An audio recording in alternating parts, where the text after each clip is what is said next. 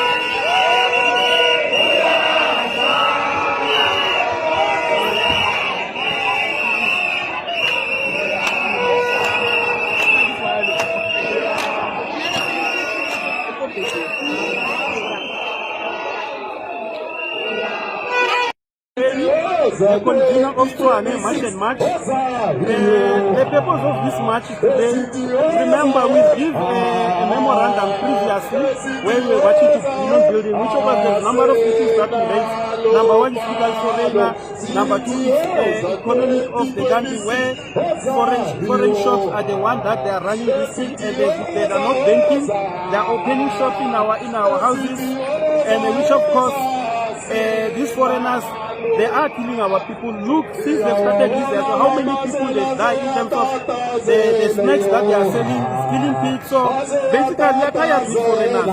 Foreigners that we agree, if you are a foreigner, you are here, you got a scarce. Remember, the law says only if you got a skill that is scarce in South Africa, then it's something. But if you don't have a skill that South Africa that we don't have, it's something. But now you find them selling tomatoes, everything they take over. South Africans, they are not having that opportunity of business. So basically this match is to also follow up on the memorandum that we sent to say what is the follow up and what's going to happen with that as we submitted them. So we want the results back to say, since we submitted, what is happening? So then how do you respond to concerns that the protest may lead to violence or possible looting? No, look, we've applied for this match.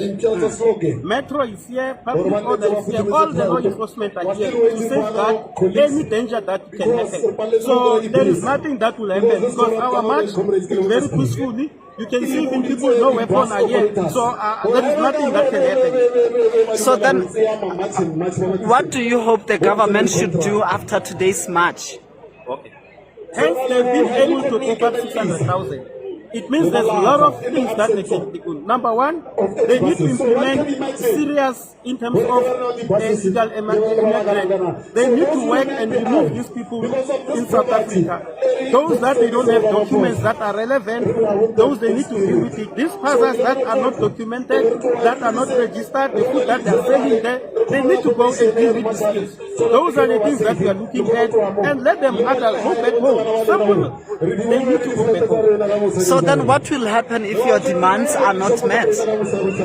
Look, after all this match, there's going to be SWOT analysis that the NEC, they will do. And from there, they will be matching orders to say the next program, what's going to happen. So I don't want to speak about something that at this point of time, we're still looking for the SWOT analysis. We're waiting for this, all this match. Then there will be analysis. Then from there, they will be directing what they're going to do from there. Okay, I'm here today, Thomas van Rooyen. I'm here today to come with Mars and Action SA in Dadula to come and forth with them together for a better future for the people of South Africa, the 5 races. I came here today to forth with them. Even I'm alone, I'm with God too. And we will win this. We will win this because it's for a better future for our people and things, for every person in South Africa, for a better future, not for a Mascora future, for a better future to come. That's why I'm here today. Even I'm alone, I don't worry because I do it through God. So South Africa at the end of the day can be a better place, can be rise up against the world, up and shine again. Look now, we don't shine anymore because everything is gone. And we were bold. They say, Biki Mafia, Kanani. Little by little, we will get there.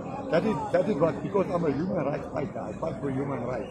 Long time ago, not now, I used to take on the independence of the Justice Department in 1997, Thomas van Rooyen, and I still carry on it because it's human rights, we're all human.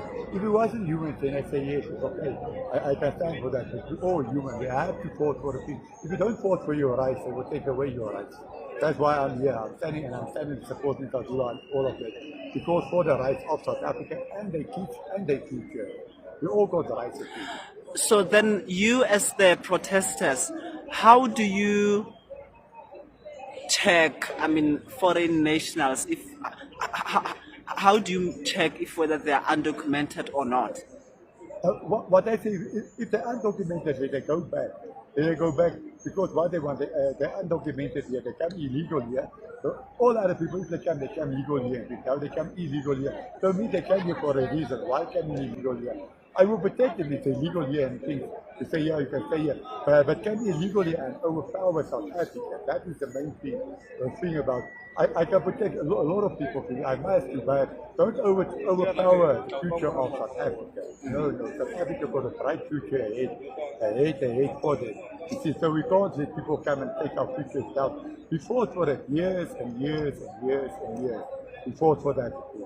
So even for the foreigner, if he comes here with papers, it's okay. Then you must at least know if he came here for a job or he came here to visit or something like that. But to come here and to take over South Africa, all I can say. Police also warned that no individual or organization has the authority to enforce immigration laws except the government and law enforcement agencies. Authorities urge South Africans to remain calm and to report suspected criminal activity through the proper legal channels instead of confronting people themselves.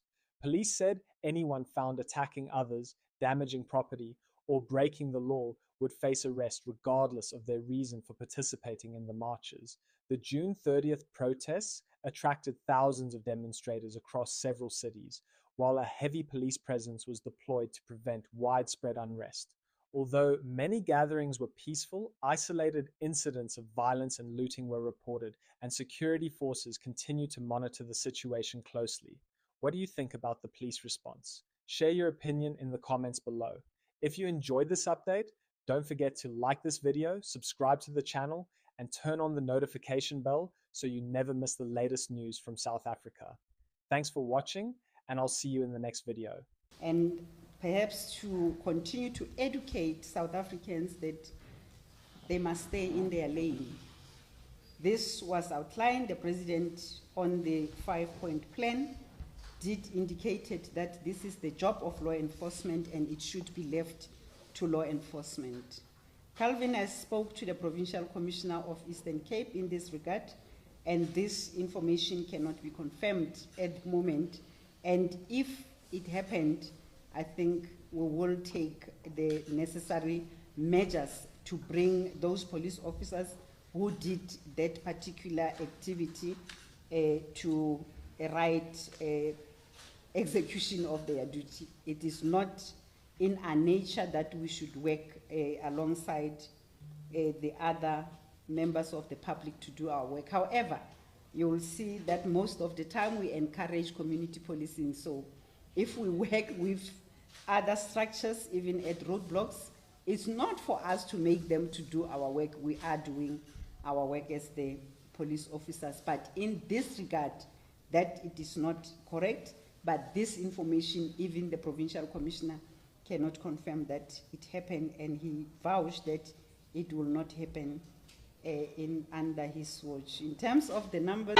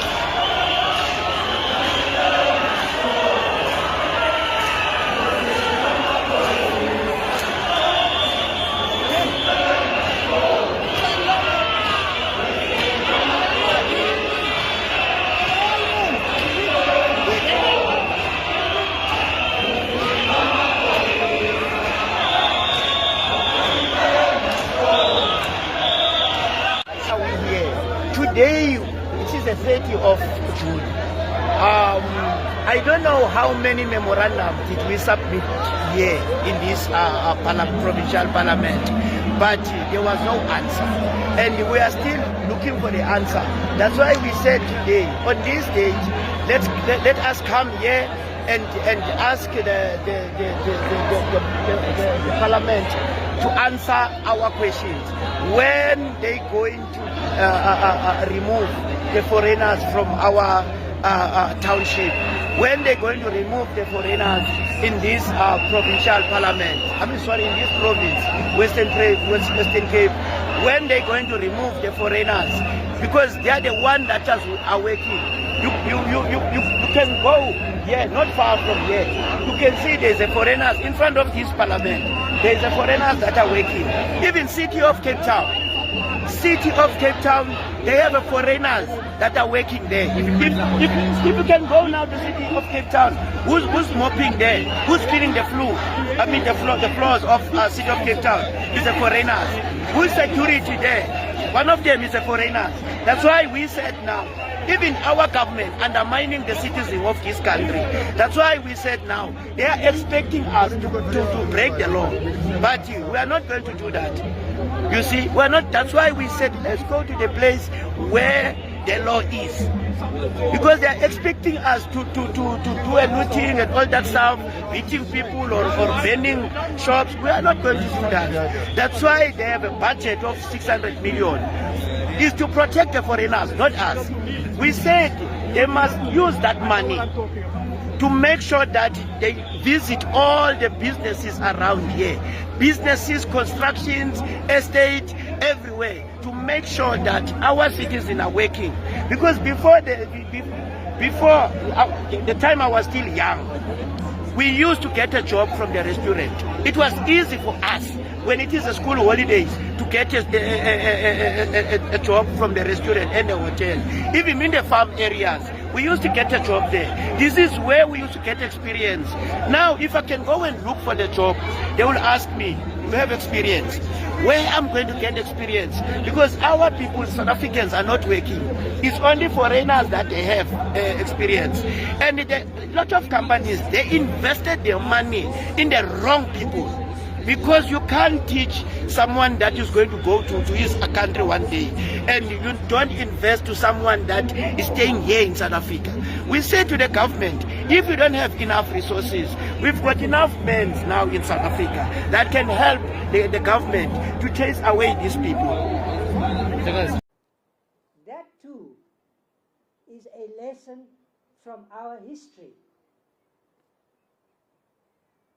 I grew up on the East Rand in the 1980s and saw the violence and devastation that occurred in our country.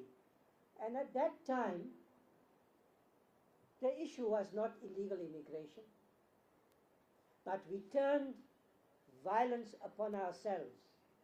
South African fought South African. And on July the 21st, the issue was not illegal immigration. But what happened? At enormous financial, economic, and human costs to this country. So, today, over the last few weeks, we are doing the responsible thing by taking preventative action, simply to ensure that we do not have a repeat of that kind of lawlessness and anarchy. So the marches that take place on the 30th and on subsequent days, where they are exercising their constitutional liberties, must continue. They can take place under the protection of the law. But there's a difference between peaceful protest and lawlessness. Let's draw that distinction through a clarity of thought, clearly and unambiguously, because I see on many social media platforms, which are also platforms for misinformation and abuse, that the police service are now being pitted against our people. It's not correct. That's misinformation, that's misrepresentation, that's distortion, that is false. Treat every person with dignity and respect. Ubuntu is what we stand for. Exercise your powers fairly, impartially. Issue of undocumented migration. What is unacceptable, however, is the narrative that has taken hold in parts of the traditional and social media. One that paints KwaZulu-Natal as a province in the grip of xenophobia and worse, Afrophobia. As government of KwaZulu-Natal, we reject this characterization in the strongest terms, along with the vitriol that has at times been directed at our people, our institutions, and our monarch. This is not who we are, and it is not who we will allow ourselves to be portrayed as. KwaZulu-Natal's history is one of plurality, not exclusion. Home for generations to diverse racial groups, cultures, languages, and faith who have built this province together. We remain a critical economic gateway link, linking South Africa to the rest of the African continent and the world. And that role depends on the trust and goodwill of our neighbors. As government, we acknowledge the legitimate concern by our citizens about the management of undocumented migration. And we are committed to addressing this through proper, lawful, and orderly processes, never through hatred, harassment, or violence directed at any person because of their nationality. Let me be clear about something many have tried to misrepresent. Ours is not a reactionary posture conjured up in response to noise on social media or pressure from the streets. It is a continuation of what we began together: government, law enforcement, traditional leadership and institutions, civil society, and faith-based organizations long before this week's headlines. In 2024, we launched Engangeni Ngesango Iyafohla, a whole of government, whole of society program of action on undocumented foreign nationals. Through that program, we took a stand that undocumented migration will be addressed through verification, coordination, and the law, not through hatred, that those operating businesses and living among us unlawfully will be engaged through proper legal process, not mob justice. And that traditional leaders, faith communities, and civil society will sit at the same table as police and immigration authorities, not on opposite sides of a barricade. And that our communities will be organized, informed, and connected to law enforcement long before tensions reached a breaking point. What we are doing now is not the beginning of that work. It is the Never be provoked into actions that undermine your professionalism, the badge that you have, that you wear with pride, and the oath that you have taken to defend our country and its people. Equally, you must act decisively where the law is violated, where the rights of other persons to their dignity, their bodily integrity, and their self-respect, their property is under attack and under threat. Criminal conduct, regardless of who commits it and under what banner, under what flag, under what justification, must be responded to firmly and lawfully, because it's our responsibility to defend the interests, the well-being of our people. That's what we're doing.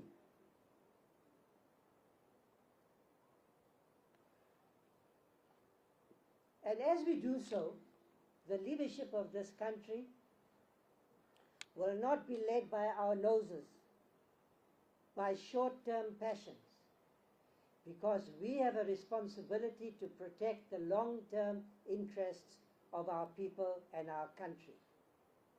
South Africa has to grow, to flourish, to prosper over time.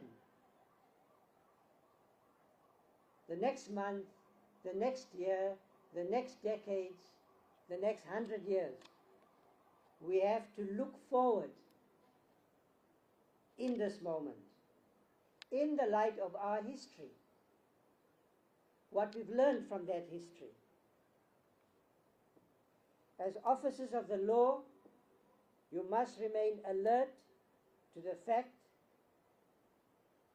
that public gatherings can change rapidly, evolve quickly and unpredictably. So we have to have good planning, clear communication, effective coordination, proper command structures, disciplined execution in the moment will be critical to ensuring the safety of both those who are demonstrating and the wider public. How often have we seen in our post-apartheid history situations get out of control with unpredictable consequences? We do not want peaceful demonstrations to lead to situations where there is any injury to life and limb of any person in our country. That is our responsibility. So work closely with your commanders, remain vigilant, and support one another throughout your deployment. And by the way, I know that many of you are being deployed away from your families, away from your places of home. I want our people to understand across the country what it means to have to be deployed in any part of the country when there is a call to duty. Because that's what it means to be a police officer. And often you are deployed in circumstances where the accommodation is not adequate. Your family life is placed under pressure, but you are here to do the work because you have been called to duty. The public will judge not only the outcome of Tuesday's operations, but also the manner in which you conduct yourselves and exercise your responsibility and your authority.